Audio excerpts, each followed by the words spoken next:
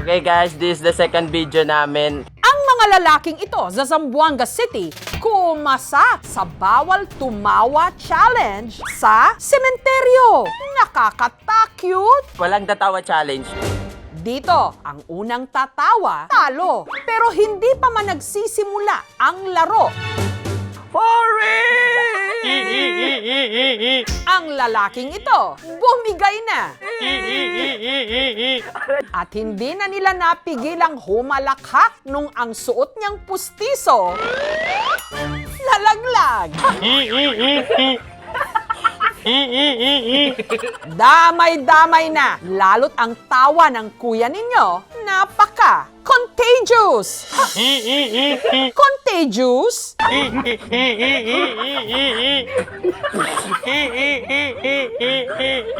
Parang muffler ng motor. Hindi ko mapigilan tumawa. Ang lalaki sa video. Ang 23 anyos na si Aziz.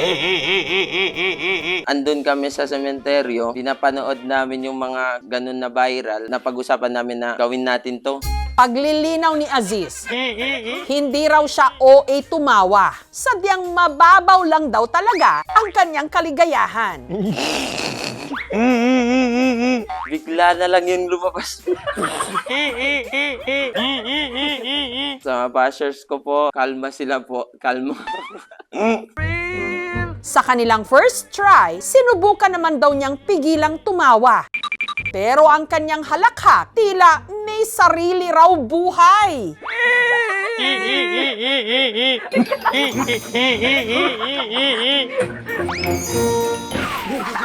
Sa kanilang samahan, si Aziz daw talaga ang the funny one. Magkakatiktigan lang po kami. Bigla na lang po, tumatawa po. Nakakaiyak na sa sobrang saya. Pero sa likod ng kanyang halakhak, ang katotohanan kailanman, hindi raw niya matatawanan. Mag-isa ko lang po. Broken family po ako. Dahil dito, hanggang grade 8 lang ang natapos ni Aziz. Nagtatrabaho siya ngayon bilang staff sa isang gym. Kung saan nahanap niya ang mga nagbigay ngiti at saya sa kanya, ang kanyang tropa. Mahilig lang po talaga ako magpatawa po. Lalo na pag kasama ko nga po sina Raymond. Nawawala po yung mga lungkot ko. Yung parang mas sumisigla po yung katawan ko. Dahil naman sa kanilang viral video, si Aziz kinuhang model. Pa-share po tayo ng like. Model ng ukay-ukay. Taray! Red! Pamain red! Ako po yung nagla-live para mas madami po yung viewers. Yung mga nagko-comment po dun sa live, may pinapagawa po sa akin para makabenta rin po ako. Napatanggal yung pustiso ko po. Ginagawa ko na lang po kasi yun naman yung kasiyahan nila po. Power off. Ang estudyante namang ito, tawang-tawa sa sariling tawa.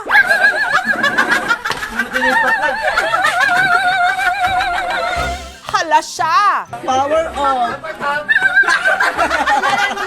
Sige iha, taasan mo pa. Nag-wild na.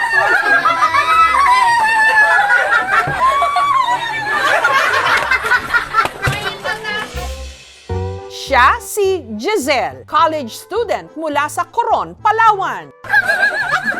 Dati po, gano'n na po talaga ako magtawa. Bale, hindi ko lang po agad na-discover. Nag-viral na lang po yung video bago ko na-realize na gano'n pala kapangit ako magtawa. Ang tawa ni Giselle, madalas daw biruing tawa ng mangkukulam. Kala mo po yung witch na yung sa puno po nakatago. Kaya magugulat ka na lang po sa tawa niya. May nagsasabi lang po sa akin na, ala, ano ba yan? Yung tawa mo ba yan? Napanaginipan ko hanggang alas 12 ng gabi. Sa tuwing tumatawa si Giselle, napapahagalpak din daw niya ang buo nilang classroom. Pag narinig po namin yung tawa niya, nadadamay na rin po kami. Sumasakit na po yung mga panga namin.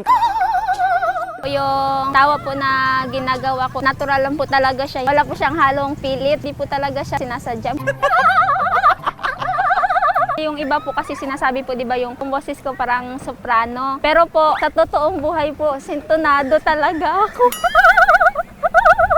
Tawa ng tawa. Gusto ng mag-asawa? Hindi raw sa kaso ni Giselle. Tutok muna sa 1 taong gulang niyang anak na si Elijah na aliw rin sa kanyang tawa. Pag nilalaro ko lang siya, nagtatawanan ko siya, nagkatawa din po siya sa akin. Dalawa po kami. Sa video namang ito, aakalain mong may gumagalang bibe sa Angeles City sa Pampanga. Pero ang tunog, hindi galing sa bibe, kundi sa leader ng Alpha Quack Quack na si Andy. Pero ano bang pinagtatawanan mo sa video, ha, Andy? Nakapalda po kasi ako noon. Tapos yung pinsan ko pong lalaki, naka-jersey shorts po siya, pero may boxer sa loob. Sasakay po kami ng kolong-kolong. Nakapalda ako, bawal po. Tinanggal niya po yung short yung jersey shorts, tapos pinasuot niya po sa akin. So naka-boxer siya. Sobrang sikip po, as in, bakat na bakat. Kaya tawa po ako ng tawa habang binibidyohan ko siya. Ang tawa ni Andy, madalas din daw na pagkakamalang uha ng bata. Tunog villager ng larong Minecraft. O kahit pa, tunog ng kambing.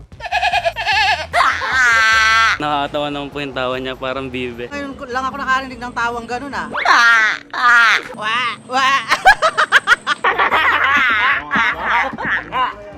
Pag ibang tao, sinusubukan kong pigilan dahil po ayoko din naman na masabihan na ang weird.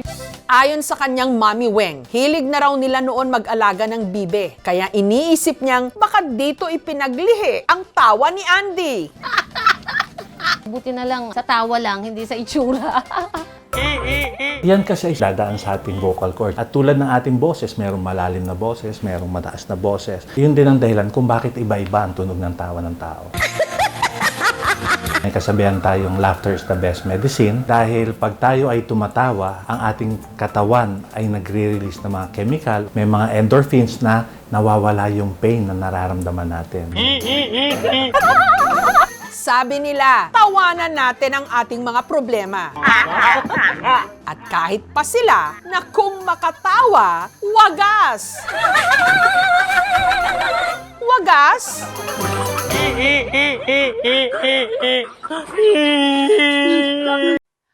Thank you for watching, mga kapuso. Kung nagustuhan niyo po ang videong ito, subscribe na sa GMA Public Affairs YouTube channel. And don't forget to hit the bell button for our latest updates.